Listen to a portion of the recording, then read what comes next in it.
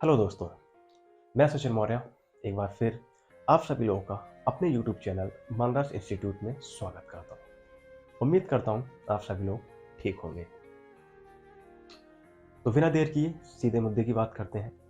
जैसा कि हमने अपनी पिछली वीडियो में आप सभी लोगों को इस बैच से जुड़ी सारी जानकारी उपलब्ध कराई थी। हमने ये भी बताया था कि हमारा टॉपिक क्या रहेगा, तो फिर उस सफ़र को थोड़ा सा आगे बढ़ाते हैं। हमारा टॉपिक था इंग्लिश। इंग्लिश के ही बारे में हम सीखेंगे, उसी के बारे में हम थोड़ा पढ़ाने की कोशिश करेंगे। हो सकता है अब आप लोगों में से कुछ के दिमाग में एक सवाल उठ रहा हो कि सर कोई भी कहानी समझाने से पहले एक बार इंग्लिश के सिलेबस के बारे में बता दीजिए। और सवाल जायज़ भी है, क्योंकि जब तक हम इसके सिलेबस के बारे में नहीं जान लेते तब तक इसकी किसी भी तरीके की तैयारी करना मेरे ख्याल से बेवकूफ़ी होगी, क्योंकि सिलेबस ही हमें बताता है कि हमें किन चीज़ों को पढ़ना है और किन चीज़ों को छोड़ना है। तो आइए सबसे पहले इसके सिलेबस के बारे में जान लेते हैं। तो जैसा कि हम जानते हैं कि कोई भी एग्जामिनेशन जब इंग्लिश से सवाल पूछती है तो वो आमतौर पर सिर्फ और सिर्फ 3 सेक्शन में पूछती है। सवाल बहुत सारे हो सकते हैं, लेकिन उसके जो सेक्शन होते हैं वो सिर्फ और सिर्फ 3 ही होते हैं। बात करें उन तीनों सेक्शन की, वो तीनों सेक्शन क्या-क्या हैं? तो उन तीनों सेक्शन को हम डिस्कस करते हैं, तीनों सेक्शन को लेकर।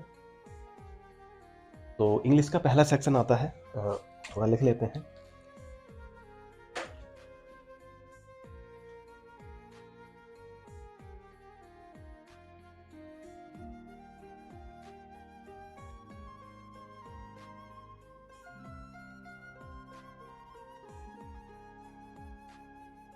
कोई भी एग्जामिनेशन जब इंग्लिश से सवाल पूछती है तो वो आमतौर पर 3 सेक्शन से ही पूछती है। उसके तीनों सेक्शन के बारे में डिस्कस कर लेते हैं। तो पहला इसका सेक्शन आता है ग्रामर।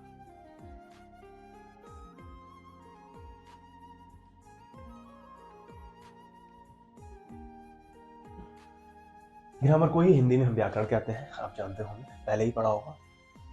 बात करें ग्रामर की, जो कि पहला सेक्शन है।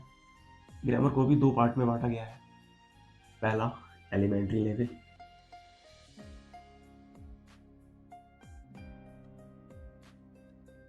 एलिमेंट्री लेवल को ही हम फंक्शन लेवल भी बोलते हैं।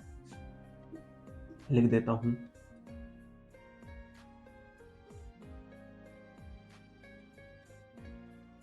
अब हो सकता है अब आप लोगों के दिमाग में सवाल उठ रहा हो कि सर एलिमेंट्री लेवल क्या होता है ना? तो चलिए एलिमेंट्री लेवल के बारे में जान लेते हैं। एलिमेंट्री का मतलब होता है जो लैंग्वेज के एलिमेंट के बारे में हमें जानकारी उपलब्ध कराए, इसीलिए हम इसे एलिमेंट्री लेवल बोलते हैं। और इसी को हम फंक्शन लेवल भी बोलते हैं, क्योंकि ये हमें जो है लैंग्वेज के एलिमेंट के बारे में जानकारी देता है। इसी को अगर और पीजी वे में बात करें तो इसी को ही हम पार्ट ऑफ स्पीच के नाम से भी जानते हैं।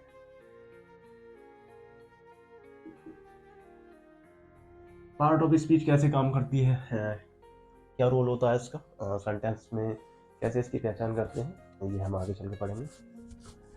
पहला पार्ट इसका हो गया एलिमेंट्री लेवल हो गया, और दूसरा पार्ट आता है इसका descriptive grammar.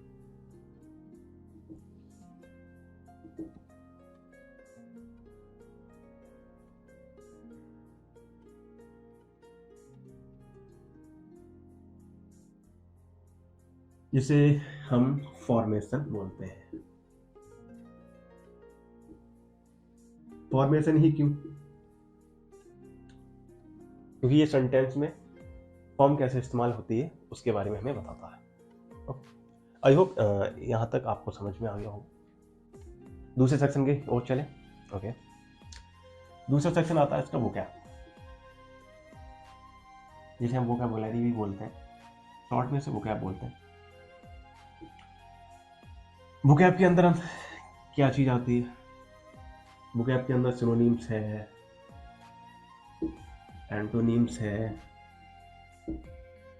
One word substitutions है, जिसे हम शॉर्ट में OWS पे बोलते हैं। इसी में फ्रेज आ जाती है, इसी में ही स्पेलिंग टेस्ट, और भी एक दो चीजें हैं जो इसमें इसी के अंतर्गत आती हैं। तीसरे और लास्ट सेक्शन की बात करें तो वो आता है कॉम्प्रिहेंशन।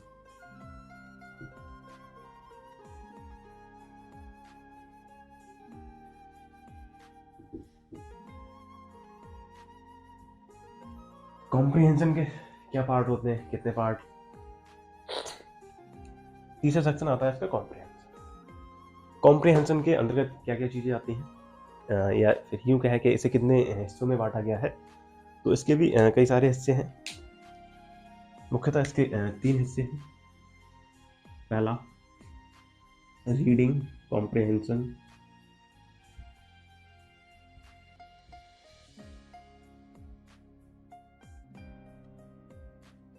दूसरा क्लोज टेस्ट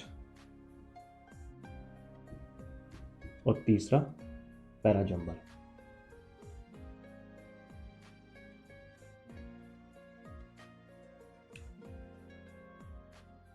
तो जैसा कि हमने इंग्लिश के तीनों सेक्शन के बारे में जाना। पहला सेक्शन इसका ग्रामर। ग्रामर को हम 2 हिस्सों में बांटते हैं। हम क्या, एग्जामिनेशन, या पहला हिस्सा इसका एलिमेंट्री, जिसे हम फंक्शनल लेवल भी बोलते हैं, और इसी को हम पार्ट ऑफ स्पीच भी बोलते हैं। और दूसरा हिस्सा इसका डिस्क्रिप्टिव ग्रामर, जिसे हम फॉर्मेशन के नाम से भी जानते हैं। दूसरा सेक्शन इसका आता है वोकैब, जिसके अंतर्गत सिनोनिम्स है, एंटोनिम्स है, वन वर्ड सब्स्टिट्यूशंस है, फ्रेज है एंड स्पेलिंग टेस्ट है, और इसके अलावा भी 1-2 चीज़ें आ जाती हैं। और तीसरा और लास्ट सेक्शन जो है वो है इसका कॉम्प्रिहेंशन। कॉम्प्रिहेंशन में रीडिंग कॉम्प्रिहेंशन है, और क्लोज टेस्ट है, और पैराजम्बल है। बात करते हैं रीडिंग कॉम्प्रिहेंशन की। एग्जाम में जब रीडिंग कॉम्प्रिहेंशन का सवाल आता है तो उसे कैसे पहचानते हैं कि ये रीडिंग कॉम्प्रिहेंशन है? तो आइए इस पर बात करते हैं। रीडिंग कॉम्प्रिहेंशन का सवाल जो है वो कुछ इस तरह से आता है। एग्जाम में एक पैराग्राफ दिया होता है, उसमें कुछ ब्लैंक दिए गए होते हैं और 4 ऑप्शन दिए गए होते हैं। उन चारों ऑप्शन में से एक ऑप्शन छांटकर हमें उसमें फिल करना होता है जो उसके लिए सटीक हो, बैठता हो। और वही बात करें क्लोज टेस्ट की, तो क्लोज टेस्ट में क्या होता है, इसमें भी रीडिंग कॉम्प्रिहेंशन की ही तरह एक पैराग्राफ दिया होता है, लेकिन उस पैराग्राफ में जगह जगह ब्लैंक प्लेस दिए होते हैं, जिसमें हमें दिए गए ऑप्शन, 4 ऑप्शन दिए गए होते हैं, और चारों ऑप्शन की जो मीनिंग होती है वो सेम होती है, लेकिन कौन सा ऑप्शन वहाँ पर बिल्कुल सटीक बैठता है, ये चीज़ देखकर हमें क्लोज टेस्ट में भरना होता है। और पैराजम्बल की बात करें तो इसमें 5 से 6 सेंटेंस दिए होते हैं। पहला और छठा सेंटेंस मतलब स्थिर रहता है, स्टेबलाइज रहता है, और जो बीच के 4 सेंटेंस दिए गए होते हैं वो थोड़े आगे पीछे होते हैं, तो हमें उन्हें सही तरीके से व्यवस्थित करना पड़ता है। तो आई होप आपको इन तीनों चीज़ों के बारे में बहुत अच्छी तरीके से जानकारी होगी, समझ आ गया होगा। तो ये था हमारा सिलेबस, और इसके आगे हम विस्तार से आगे बढ़ेंगे। आज ये वीडियो बनाने का मकसद सिर्फ और सिर्फ मेरा यही था कि आप लोगों को इंग्लिश के सिलेबस के बारे में जानकारी उपलब्ध कराई जाए। तो आई होप इतनी जानकारी आपके लिए काफ़ी है। तो सिलेबस में हमें सिर्फ और सिर्फ ये पढ़ना है, इसके अलावा और कुछ भी नहीं। डिस्क्रिप्टिव ग्रामर जो है वो थोड़ा अलग पार्ट है, वो हम बाद में डिस्कस करेंगे। मेन हमारा ये चीज़ें हैं, और आपको कोई भी एग्जाम्स की तैयारी करनी है तो इन्हीं चीज़ों से आपका काम चल जाएगा। इसके अलावा और कोई भी चीज़ हमें नहीं पढ़नी है। आई होप मैं बहुत अच्छी तरीके से समझ गया हूँ। तो ठीक है, हम अपने इस सफ़र को यहीं पर रोकते हैं, और एक जानकारी आप लोगों को उपलब्ध करानी थी, वो ये कि हमारे इस बैच की पहली क्लास 10 तारीख को अपलोड की जाएगी, या फिर यूँ कहें कि हमारा ये बैच 10 तारीख से स्टार्ट किया जाएगा। और हाँ, हिंदी और इंग्लिश दोनों का बैच एक ही साथ स्टार्ट किया जाएगा। ओके, तो बिता लेते हैं आज के लिए इतना ही। धन्यवाद।